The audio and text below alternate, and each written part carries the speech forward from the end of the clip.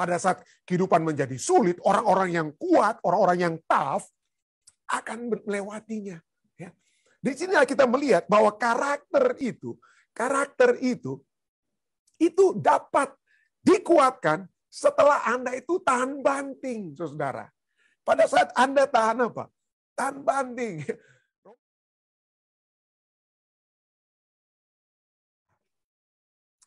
Ada pepatah yang mengatakan bahwa karakter adalah sosok seseorang dalam kegelapan.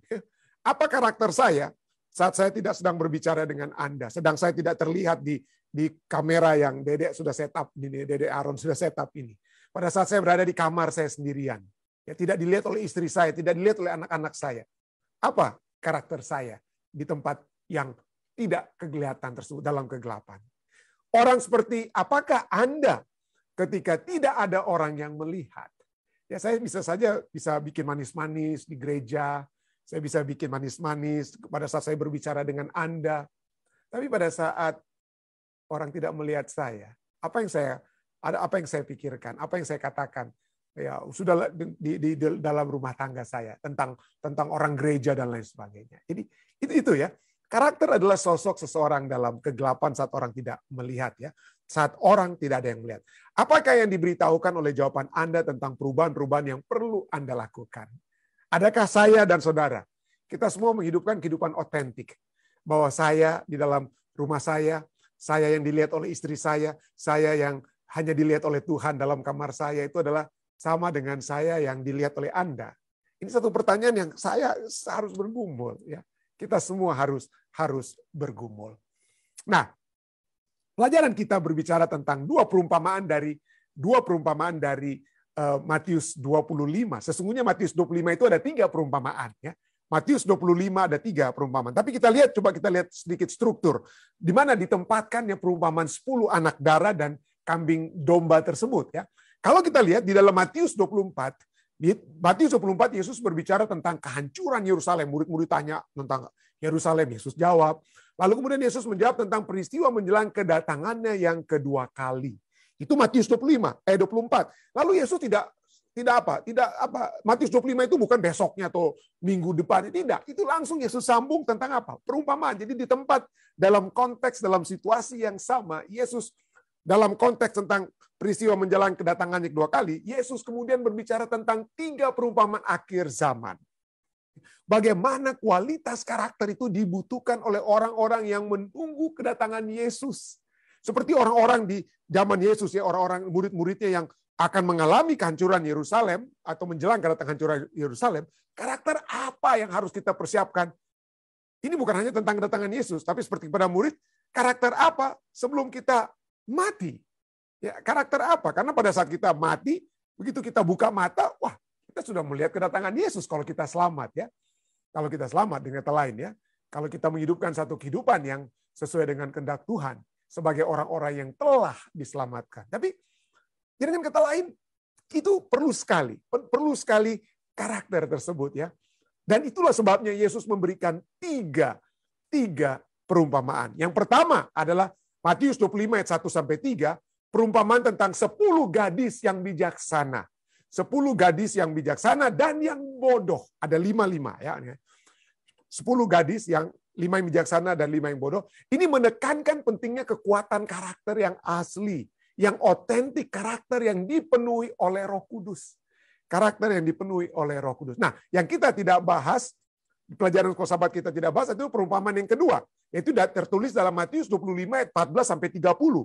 Itu berbicara kembali tentang ada 10-nya. Itu 10 talenta. Satu orang diberikan 5, orang kedua diberikan 3 dan 2. Ya. Jadi 10. Ada 10 talenta yang diberikan. Ini menekankan pentingnya kita menggunakan karunia-karunia yang Allah telah berikan kepada kita masing-masing dengan apa? Dengan setia. Konsistensi dalam apa yang dapat kita terima dan kita lakukan. Ini kembali menekankan karakter. Ya. Karakter konsistensi yang dapat kita apa? Dapat kita miliki. Jadi itu tidak disinggung di pelajaran sekolah sahabat kita. Nah, pelajaran sekolah sahabat kita kemudian menyinggung perumpamaan yang ketiga yang tertulis dari Matius 25 ayat 31 sampai 46. Ya, perumpamaan tentang domba dan kambing. Yaitu ini domba dan kambing adalah Ini itu 5 anak darah. Jadi ini berdasarkan 10-10 yang sudah berhasil, tentang domba yang berhasil dan kambing yang gagal, dengan kata lain ya. Dan ini menekankan bahwa kekristenan yang sejati itu dimanifestasikan. Kalau Anda betul-betul orang Kristen yang sejati, itu dimanifestasikan, direfleksikan dengan secara konsisten di setiap harinya. Di setiap harinya kita melayani kebutuhan mereka yang Tuhan bawa kepada kita. Ya, yang Tuhan bawa. Dan tentu saja ini berbicara tentang lapar dan haus, yang telanjang. Tetapi bukan hanya dari segi makan dan minum, tapi lapar dan haus akan kebenaran juga, itu yang lebih penting ya, daripada sekedar roti dan minuman. Jadi adakah kita memenuhi kebutuhan bukan hanya badani dari orang lain? Perlu. Yesus berbicara itu terlebih. Yang pertama, keperluan badani, kebutuhan makanan dan minuman orang lain, kebutuhan berpakaian orang lain, kita harus memikirkan. Jangan kita masa bodoh. Kalau ada anggota-anggota keluarga kita, kalau ada anggota jemaat kita yang membutuhkan, ya, membutuhkan, yang sakit, adakah kita menjenguk mereka, membawa mereka ke rumah sakit, mendoakan mereka, atau membantu sehingga hal-hal yang diperlukan untuk pembelian obat dan lain sebagainya kita lakukan?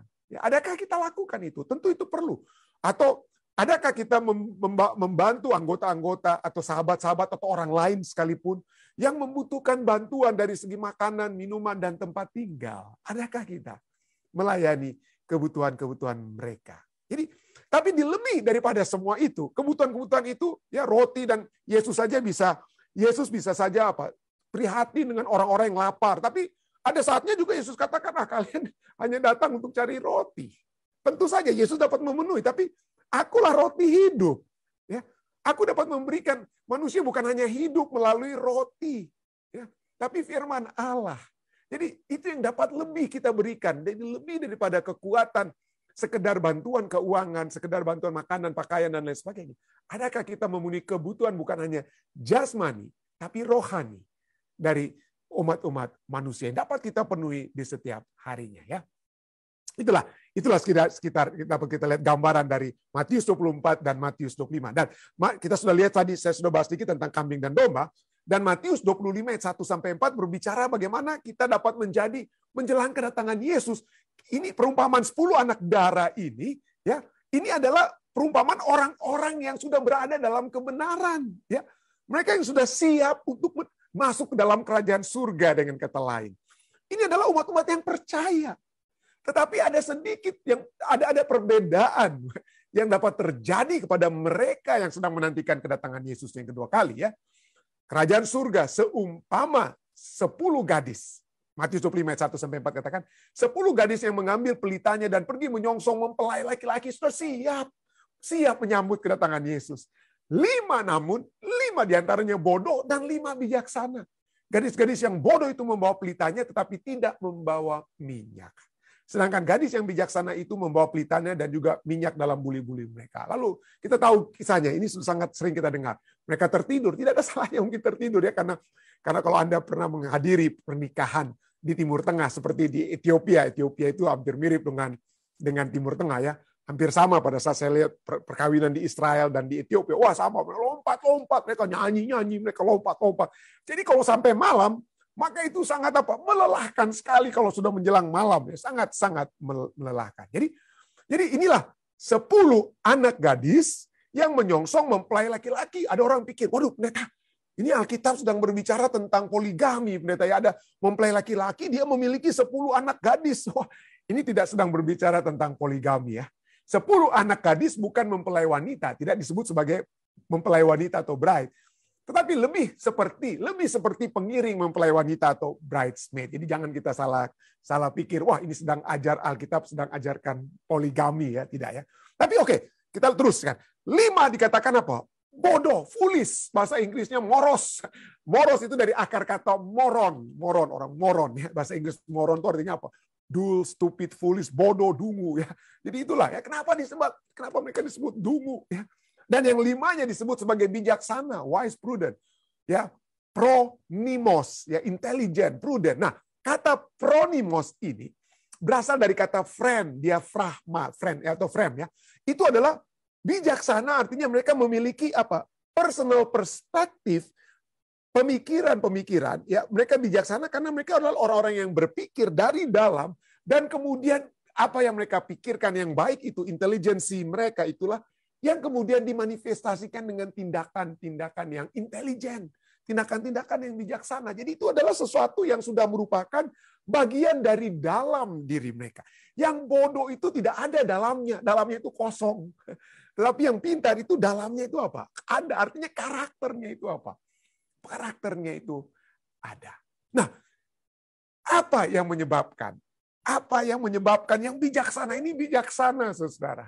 Apa yang menyebabkan mereka itu dari dalamnya kuat? Sehingga mereka siap menantikan kedatangan Yesus yang kedua kali. Apa yang menyebabkan mereka itu tangguh, gigih, dan kuat? Wah, itulah pelajaran sekolah sahabat kita. Ya. When the going gets tough, the tough gets going. Pada saat kehidupan menjadi sulit, orang-orang yang kuat, orang-orang yang tough akan melewatinya. Ya. Di sini kita melihat bahwa karakter itu dapat dikuatkan setelah Anda itu tahan banting, saudara. Pada saat Anda tahan apa? Tahan banting. Roma 5 ayat 1-5 berbicara tentang penderitaan dan karakter. Ya. Penderitaan dan karakter. Saya tahu Anda akan bertanya, tapi sebelum Anda bertanya dan sebelum saya menyatakan apa kira-kira pertanyaan, dan mari kita baca dulu. Ya. Roma 5 ayat 1-5 katakan, sebab itu kita dibenarkan karena iman, kita hidup dalam damai sejahtera dengan Allah. Ya. Kita dapat dalam dunia ini memiliki damai sejahtera. Jadi damai ini terlebih dahulu diutamakan. Damai dengan Allah. Itu yang utama. Bukan kekayaan atau harta dan lain sebagainya. Ya. Bukan kesehatan sekalipun, tapi damai dengan Allah. Ya. Kita yang dibenarkan karena iman, kita hidup dalam damai sejahtera dengan Allah oleh karena Tuhan kita Yesus Kristus. Oleh Dia kita juga beroleh jalan masuk oleh iman kepada kasih karunia ini. Dan di dalam kasih karunia ini kita berdiri dan kita bermegah, kita dapat bersombong. Kata lain ya. Kita dapat bermegah dalam pengharapan akan menerima kemuliaan Allah.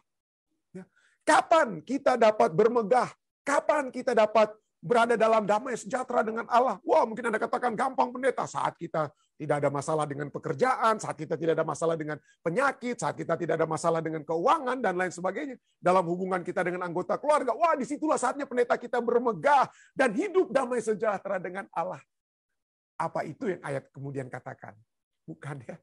Kapan kita memiliki damai sejahtera dengan Allah? Kapan kita dapat bermegah dalam pengharapan akan menerima kemuliaan Allah? Ayat 3 itu kemudian jelaskan bagaimana caranya kita dapat bermegah karena kita hidup damai sejahtera dengan Allah. Ayat 3. Bukan karena hanya itu saja, kita malah lebih daripada itu. Kita malah bermegah juga dalam kesengsaraan kita. Karena kita tahu bahwa kesengsaraan itu menimbulkan ketekunan, dan ketekunan menimbulkan tahan uji, dan tahan uji menimbulkan pengharapan, dan pengharapan tidak mengecewakan karena kasih Allah telah dicurahkan di dalam hati kita oleh Roh Kudus yang telah dikaruniakan kepada kita. Jadi pada saat kita sengsara, kita dapat memiliki kasih karunia Allah melalui Roh Kudus dalam diri kita. Pada saat kita sengsara, kita dapat bermegah dalam kesengsaraan kita. Dalam kesengsaraan kita, kita dapat apa di sini? Hidup damai sejahtera dengan Allah. Waduh. Wah, hebat sekali ya. Tapi mungkin Anda bertanya, seperti saya katakan tadi, pendeta, mana kata karakter di sini? Mana kata karakter? Nah, bahasa Indonesianya itu tidak disebutkan kata karakter. Bahasa Indonesianya tahan uji. Tapi tahan uji, semua Alkitab bahasa Inggris berbicara tentang karakter. Bukan tahan uji, karakter. Dari kata dokime, yang berarti a trial, ya trial proof, a trial. Proof karakter yang sudah apa? Sudah diterima, karakter yang dapat diterima, karakter yang baik. Tentu ada orang karakternya buruk ya, tapi ini berbicara tentang karakter yang baik. Jadi dengan kata lain, ayat 4 dari Roma 5 dapat berkata, dan ketekunan menimbulkan karakter. Itulah bahasa Inggris dan aslinya bahasa Greka berbicara tentang karakter ya. Jadi ketekunan kita itu menimbulkan karakter. Karakter kita itu karena kita terus bertekun. Tangguh, karakter yang tangguh. Iman, itu oleh sebab adanya ketekunan yang diulang-ulang ya.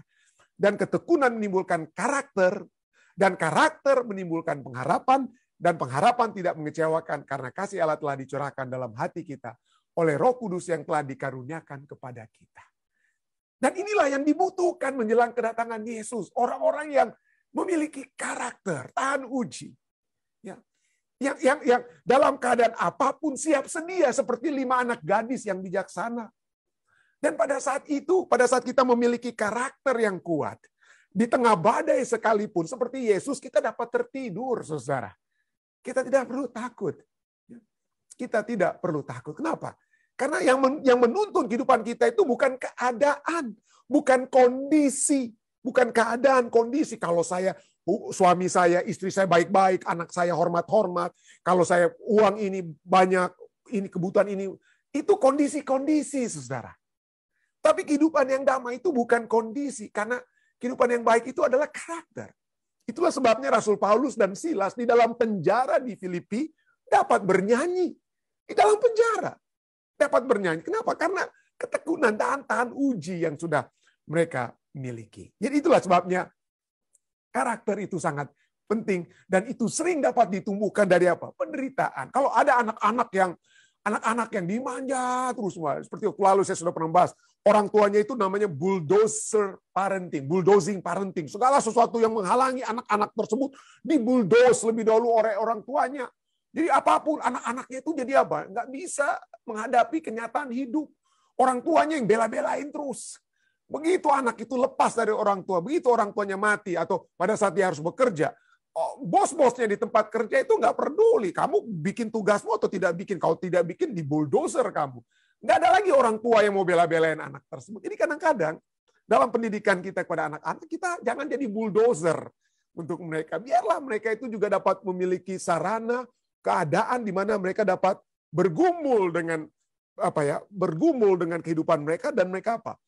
Mereka harus berusaha juga. Itulah sebabnya anak-anak perlu dilatih untuk bekerja, dilatih untuk berpikir, bertindak. Jangan orang tuanya yang kalau ada masalah, orang tuanya yang pergi ke sekolah, hantam guru-guru di sekolah dan biar anak-anak kadang-kadang kita tentunya tidak harus biarkan mereka, tapi pada saat yang bersamaan kita juga jangan bulldozer keadaan mereka. Anyway, supaya mereka memiliki karakter yang kuat, ya.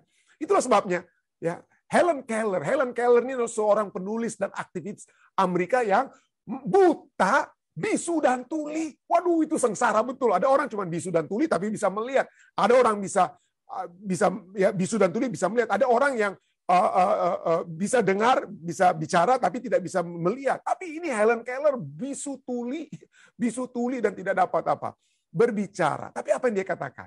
Dia katakan bahwa karakter cannot be developed in ease and quiet. Karakter itu tidak dapat dikembangkan dalam kegampangan atau ketenangan. Ya, anak-anak kita yang tenang atau kita yang tenang-tenang yang nggak ada masalah gitu. Tidak, nggak bisa itu. Only through experience of trial and suffering. Hanya melalui pengalaman, pencobaan, dan penderitaan can the soul be strengthened. Hanya pada saat kita menghadapi tantangan-tantangan kehidupan lah, maka diri kita dapat dikuatkan. Penglihatan, visi kita. Ya, visi kita itu dapat lebih jelas. Dan ambisi dapat diinspirasikan. Dan kesuksesan dapat apa? Dapat diperoleh. Itulah sebabnya Tuhan. Ya, karena kadang seperti banyak pertanyaan kita, pendeta, saya bukan punya dosa seperti Ayub. Ya, saya seperti Ayub lah keadaan saya. Saya tidak merasa saya punya dosa. Bahkan saya melakukan sekarang penginjilan untuk Tuhan. Saya sedang mendengarkan, mengikuti semua petunjuk Tuhan. Kok saya menderita, pendeta? Kenapa saya harus menderita? Saya sudah buat yang terbaik. Tapi kok ini seakan-akan pintu-pintu untuk masa depan yang lebih baik bagi saya kok sedang tertutup, pendeta. Pada selama ini saya kayaknya hidup saya itu, saya baca nunggu pagi, nunggu malam, saya bahas firman Tuhan, saya melakukan pekerjaan Tuhan, saya buat ini dan tapi kok Tuhan seakan-akan menutup pintu kesempatan untuk kehidupan yang lebih baik. Kenapa saya harus menderita? Ya. Kalau kita lihat di dalam Alkitab bahwa umat Allah itu pasti menderita, saudara. Saya killjoy begitu, tapi waduh ini pendeta buat susah orang aja. Tapi itu kepastian. Penderitaan itu adalah satu hal yang pasti. 2 Timotius 3:12 katakan setiap orang yang mau hidup beribadah di dalam Kristus Yesus akan, bukan mudah-mudahan penderitaannya, bukan, akan, pasti akan penderitaannya. Bukan itu saja. Tapi walaupun kita akan menderita, tapi ketahuilah penderitaan itu hanya ringan dan sementara. 2 Korintus 4 ayat 17 katakan, sebab penderitaan ringan yang sekarang ini mengerjakan bagi kami kemuliaan kekal yang melebihi segala-galanya, jauh lebih besar daripada penderitaan kami. Ketahuilah, ya saya pernah menderita, kita semua pernah menderita, entah waktu lalu. Tapi coba kita hitung, pada saat setelah kita keluar lewat dari penderitaan itu, kita lihat, waduh, ya nggak ada apa-apanya rupanya ya, sepertinya seakan-akan ya. Padahal pada saat kita sedang menderita, waduh, bumi ini lebih baik runtuh lah, kita mati aja lah kita. Tapi pada saat berapa tahun kemudian, berapa puluh tahun ini, waduh, kita dapat melihat bahwa Tuhan memang sudah menyatakan penderitaan itu ringan dan apa? Sekarang. Ya. Tapi kita mengerjakan bagi kita kemuliaan kekal yang melebihi segala-galanya. Kita hidup 80 tahun di dunia ini.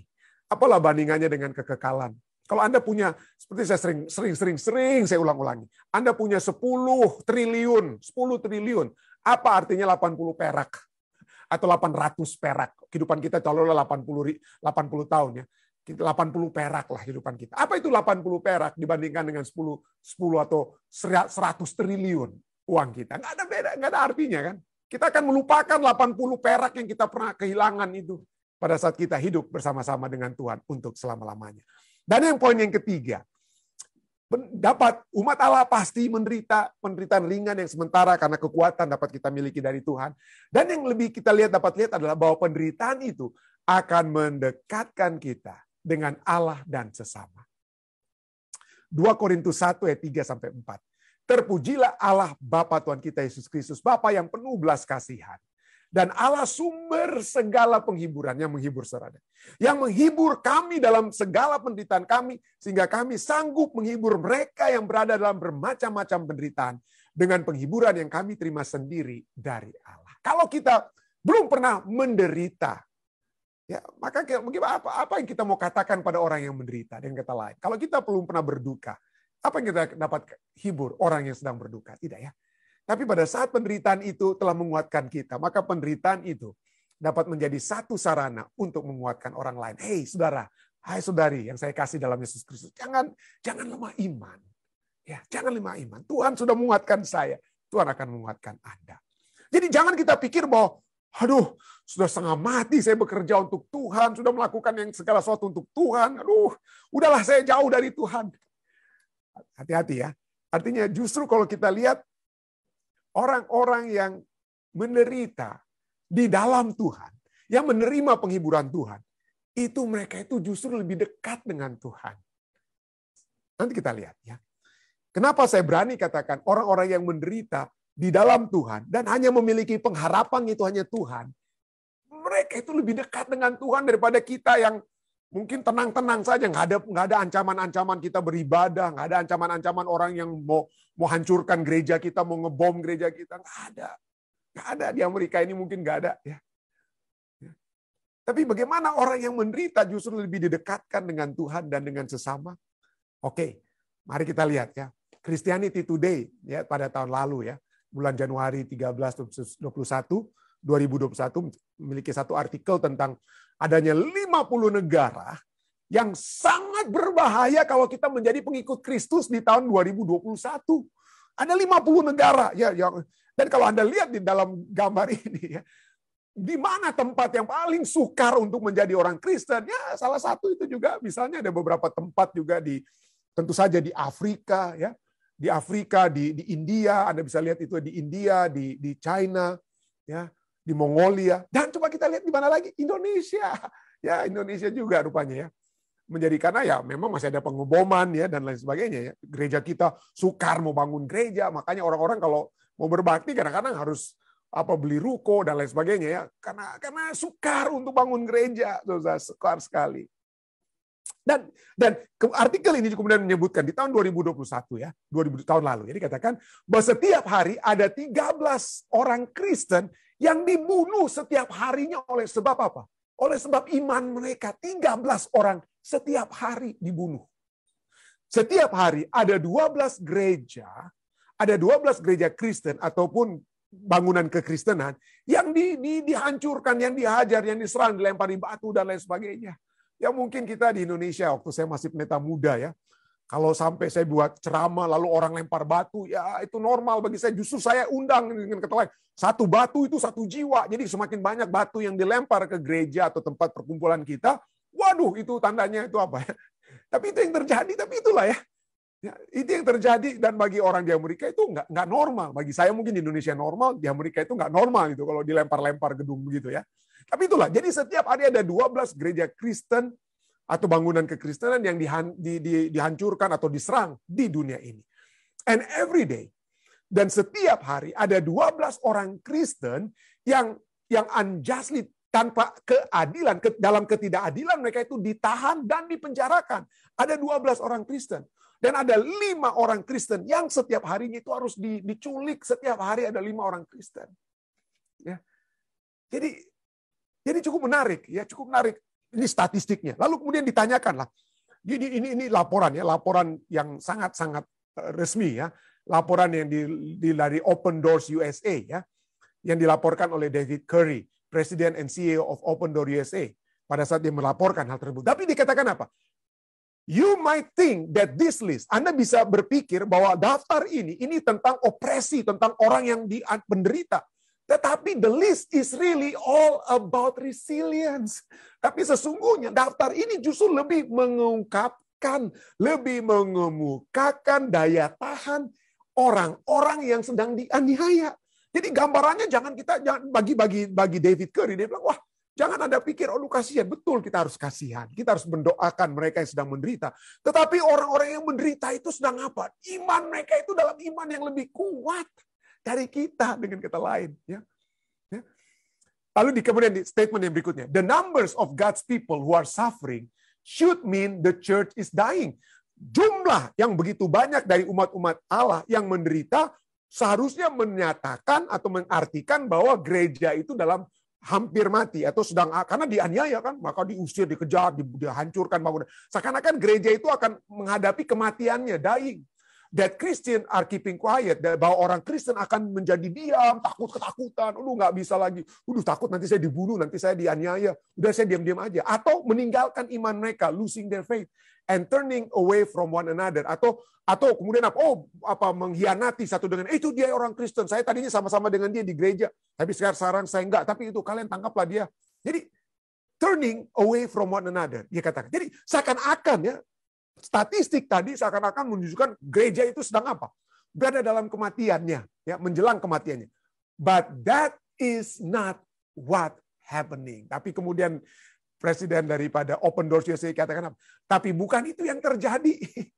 Instead, gantinya orang-orang yang di negara-negara yang sedang dianiaya ini, gantinya mereka itu ketakutan, nggak berani kabarkan Injil, gantinya mereka lemah iman, lari dari kebenaran. Instead, in living color, dalam kehidupan yang berwarna-warni, we see the words of God recorded in the prophet Isaiah. I will make a way in the wilderness and rivers in the desert. Gantinya, kehidupan mereka itu adalah kehidupan seperti yang dinyatakan oleh Nabi Yesaya. Aku akan membuat jalan di padang belantara, di padang gurun, dan sungai di padang apa? Di padang kekeringan. Justru orang-orang di negara-negara yang sedang menganiaya mereka oleh karena iman mereka. Justru iman mereka itu lebih kuat. Justru iman mereka lebih kuat. Kalau kita di Amerika, di negara Eropa, waduh, kita nggak ada nggak ada rasa takut mau beribadah, nggak ada rasa takut mau bicara dengan orang lain, nggak. Tapi apakah itu kita lakukan? Tidak. Tapi coba kita lihat saudara-saudari kita di tempat-tempat yang susah. Waduh, semangat penginjilan mereka itu lebih hebat. Justru semakin mereka menderita, semakin mereka menginjil. Semakin mereka dihancurkan gereja mereka, semakin mereka berkembang. Kenapa? Mereka bikin kelompok-kelompok kecil ya untuk berbakti. Saya kadang-kadang iri dengan saudara-saudari kita yang masih di Indonesia ya, yang harus bertemu di ruko, harus pindah dari satu gereja ke gereja, dari satu tempat ke tempat lain untuk beribadah. Iman mereka, keyakinan mereka, ya mereka yang dianiaya dapat menjadi lebih apa? Lebih kuat, ya, lebih kuat. Kenapa? Apa yang menyebabkan mereka itu gantinya mereka di tempat-tempat yang susah itu lemah iman, lebih kuat? Karena mereka merasakan inilah Orang Kristen, apa artinya Kristen? Kristen artinya pengikut Kristus. Apa artinya pengikut Kristus? Pengikut Kristus artinya apa?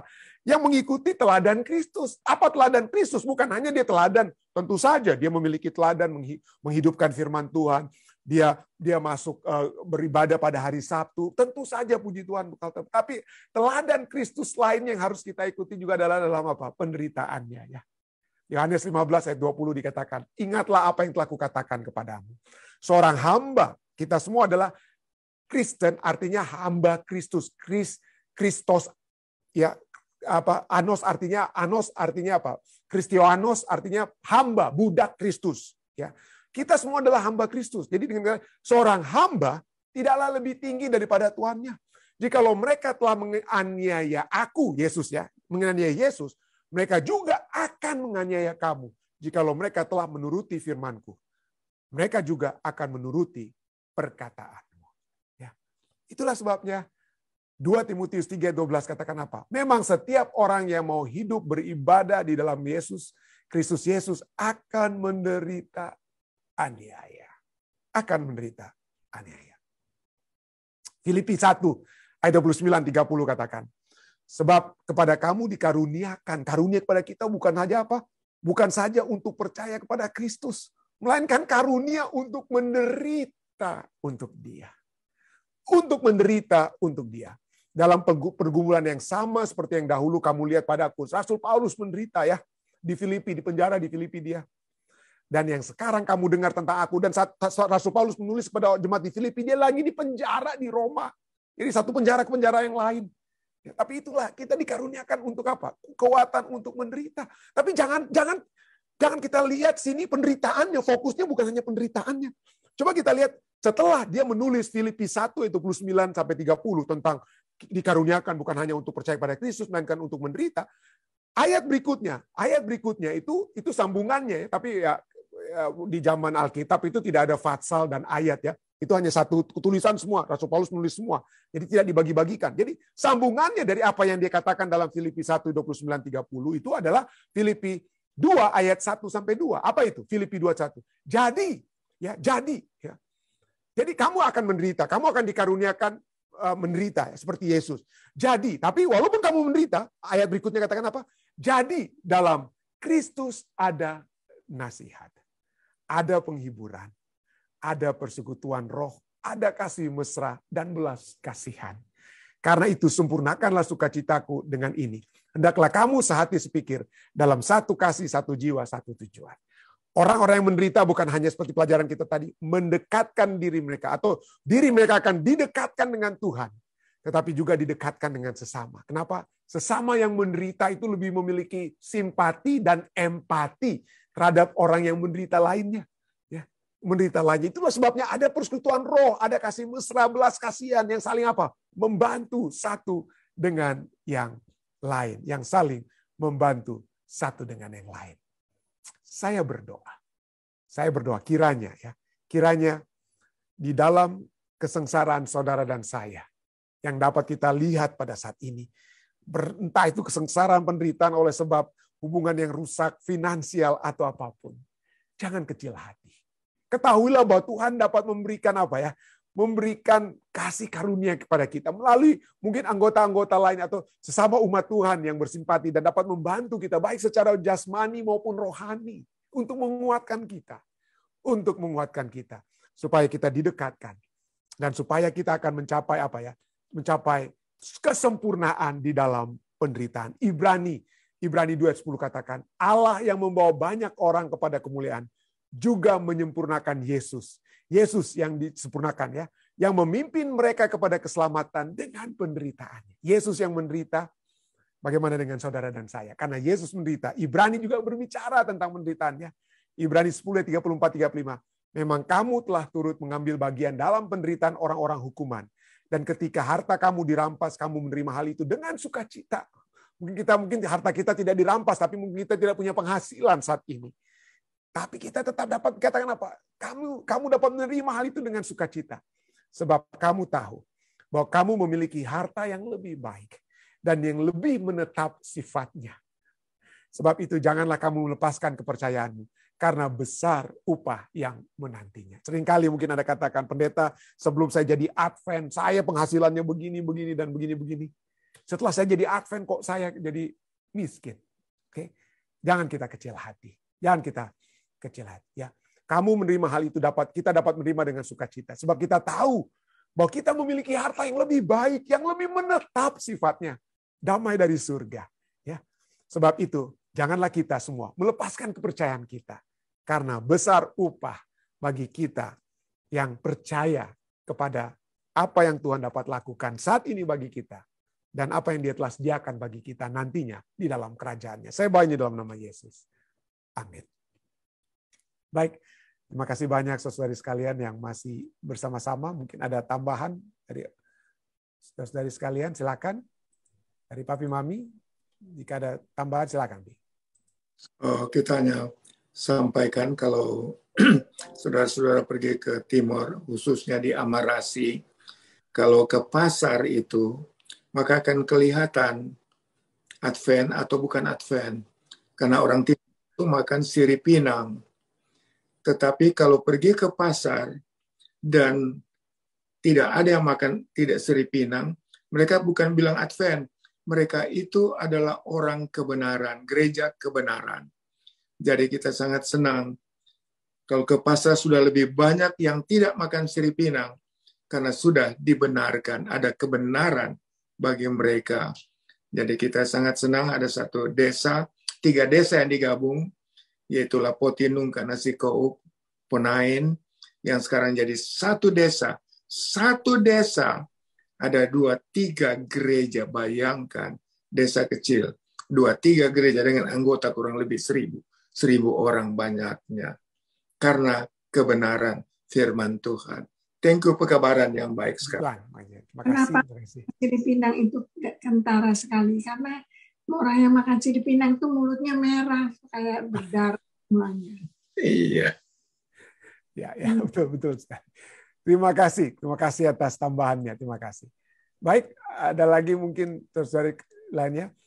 Di chat kita ya, ada yang masuk sini, damai sejahtera dengan Allah. Katakan, damai sejahtera dengan Allah maksudnya kita berdamai dengan Allah, yaitu kita meminta pengampunan kepada Allah setiap hari, kita berkenan di hadapan Allah, karena kita menyenangkan hati Tuhan di setiap saat. Roma 5 ayat 1-3. Saya setuju. Ya.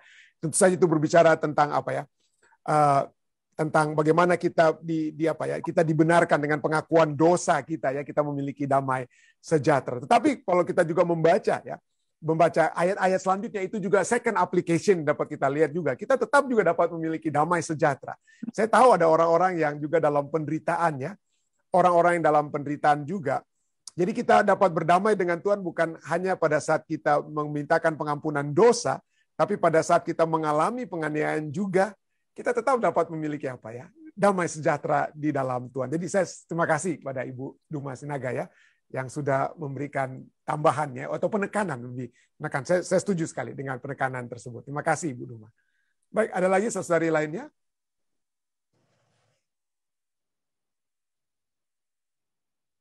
Baik, jika tidak ada dari live stream, bagaimana dari Zoom, dari live stream silakan Dek. Tidak ada tambahan pendeta dari live stream. Baik, jika tidak ada, kita akan masuk ke bagian kedua ya dari acara ini. Bergabung bersama-sama dengan kami di Jemaat Fisdak untuk acara ibadah malam pada saat ini waktu New Jersey, pagi waktu Indonesia.